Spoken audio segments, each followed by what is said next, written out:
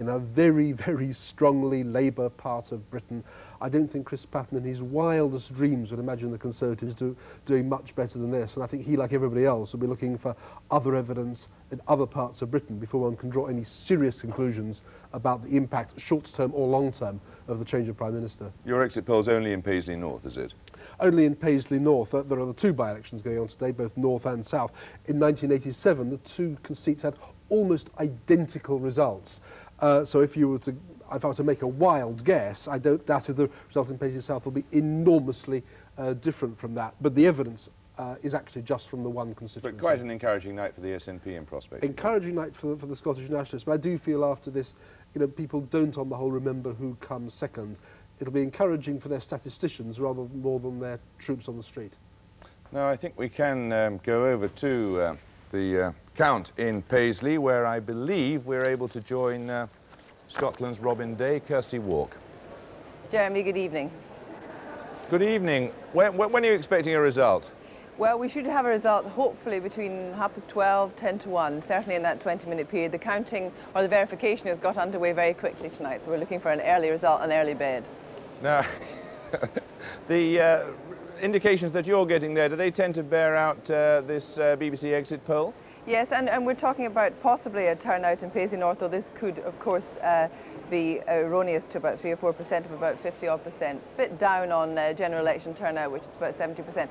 But what Peter Kellner was saying about, you know, wildest dreams, I mean, I think perhaps what the Labour exit poll shows for Labour in Paisley North is a certain complacency, a certain worry about local issues. But certainly the whole campaign has been overshadowed by the leadership contest. The issue on the doorsteps was definitely the poll tax. And the agenda for this by-election, both in Paisley North and Paisley South, was the attempt to create another government, to overthrow a huge, fairly solid Labour majority, something the SNP failed to do in Glasgow Central in another by-election. But in fact, we have the victor from the Glasgow Govan by-election here, Jim Sillars, who won Glasgow Govan, the neighbouring constituency, overturning a Labour majority 2 years ago, a Labour majority of 19,000. Now, the point is, as Peter Kellner says, that coming second doesn't matter, and particularly for the SNP, this campaigning force that you throw out at by-elections, you need victories in this kind of area if you're going to make any breakthrough in Scotland. Well, Peter Kellner, of course, is a Labour Party hack, so I think we've got to take that seriously into account. And Peter Kellner doesn't understand a movement which has to build its strength. We are not talking about leaping around the way the Labour Party does from the top of the poll to the bottom of the poll. No, excuse me, Peter Kellner had a long time to expatiate on his point of view. We are building a Scottish National Party strength in the central belt of Scotland, at Glasgow Central and in the European elections. But you're trying to take on the Labour Party, and quite frankly, you're not managing to succeed by outlifting the party. I'm just about to explain to you, Kirsty. At the European elections and the Glasgow Central by-election, we got a 15% swing from Labour to the Scottish National Party. It looks tonight as if we're doing exactly the same in two of Labour's very safe seats in Paisley. We are building progressively. But one of the problems we have is that people like yourself assume that Paisley seats were actually held by the Scottish National Party. And because we didn't take them, therefore we didn't hold them. It's a very significant result to get a 14% swing against a party that at the start of this by-election was actually claiming it was about to form the government. Right, let's talk specifically about the issue of the poll tax, and there's 2 points here. First of all, voters, people on the doorstep, not only Conservative voters, we're saying, as far as we're concerned, we're having to pay a higher poll tax because of non-payers, and these are non-payers who are supported and encouraged by the SNP. We're very proud of the role that we have played in the non-payment campaign. And as I've said to people, and if I recall the speech I made at our party conference in Perth, and I'll repeat the message now, if it cost us votes to defend the poor by destroying the poll tax, so be it. Right, let's make the second point on the poll tax. The problem the SNP suffer from, it appeared during this campaign, was you couldn't make up your mind whether you were eventually going to pay the poll tax or not. Now, is the point that SNP MPs, SNP activists and councillors are not going to pay the poll tax at all? You want it repealed and replaced with a local income tax. You will never pay your poll tax. I think the confusion lies actually in your mind. And can I correct you? We have a very good result tonight. Therefore, if we were terribly unpopular on the poll tax, the Labour Party should have at least have kept its majority, at least have kept its share of the vote, and possibly increased both its share of the vote and the majority. It's us who have done extremely well in this by-election tonight. The position of the Scottish National Party is perfectly plain, was put at the press conference the other day by myself. The non-payment campaign will be maintained until Heseltine, and now Ian Lang in Scotland, bring forth a fair system based on the ability to pay, which must of course relate to the capacity to earn. Jim Sillars for now. We'll be speaking to you later on tonight. Thank you very much indeed. Back to you, Jeremy. Thank you, Kirsty. Well, the results will be shown in a by-election special that'll start with David Dimbleby at midnight on BBC2, and it may not go on too long if we're to believe Kirsty Walk. Well, now, I believe we may be able to go over to Paris to join the Iraqi ambassador there, the senior Iraqi diplomat in Europe, Mr. Abdul Al-Hashimi. Can you hear me, Ambassador? Well, yes, you can. Well, I'm trying. Ambassador, you've heard the result of this UN vote tonight. Are you going to obey the deadline and get out of Kuwait?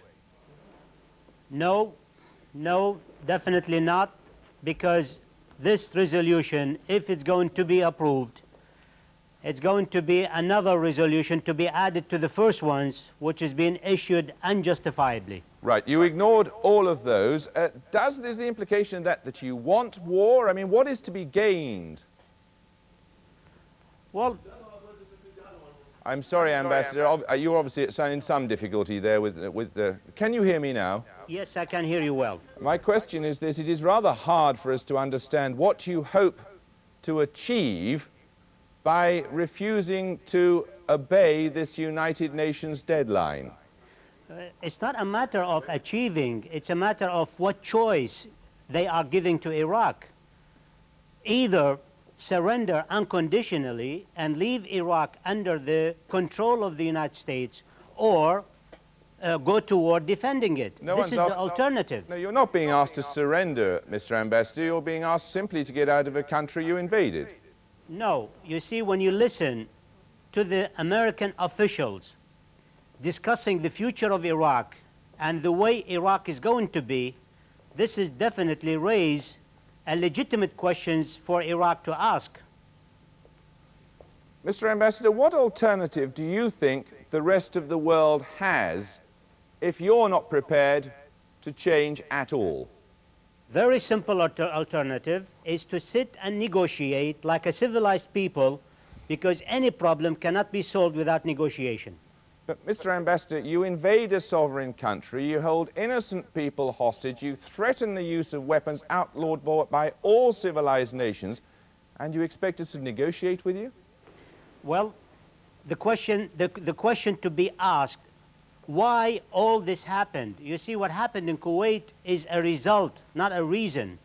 If we don't discuss the reasons, we cannot really solve the problems that came out as a result of these reasons. So the situation today is not Kuwait only in the region.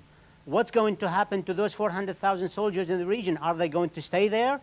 How about the blockade? How about the food and medicine not reaching Iraq? How about all these questions to be asked? So the problem is not Kuwait now. Other resolutions of the Security Council in the Middle East, Palestine, Lebanon. So the problem is not Kuwait now. If the alternative, as Mr. Bush wants, to go to a disaster by having the authority of a Security Council to go to war, I really don't know what kind of a United Nations is this becoming in this new world order that Bush is talking about. It's war, isn't it, Mr. Ambassador? Well, if you are not giving any choice to Iraq, what choice does he have? Iraq is offering to negotiate peacefully, and Iraq is willing. President Saddam Hussein said he is willing to give sacrifices for the sake of peace, but through serious dialogue and negotiations. But you won't do the one thing which would make negotiations and a peaceful resolution possible, which is to get out of the country you invaded in August. Well, as always we said, any problem cannot be solved unless through negotiations. Why Iraq is the only country in the world is being put under these conditions, the precondition negotiations. Why? Mr. Ambassador, we must leave it there. I'm very sorry for the hearing difficulties you had there. Let's hope it's a little easier next time. Thank you very much for joining us. Thank you. Right, that's all from Newsnight for tonight. Don't forget breakfast news at 6:30 tomorrow morning. We'll be back tomorrow night at 10:30, but for the moment from us all of us on the programme, a very good night to you.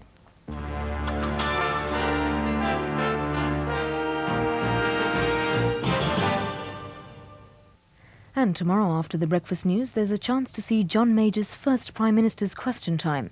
That's in Westminster tomorrow morning at 8:15. This Tuesday, in an exclusive interview, ex-President of the United States, Ronald Reagan, talks to Clive James. I came home to Nancy and I said to her, what I'm finding out at the end of the speech is they want me to be the candidate.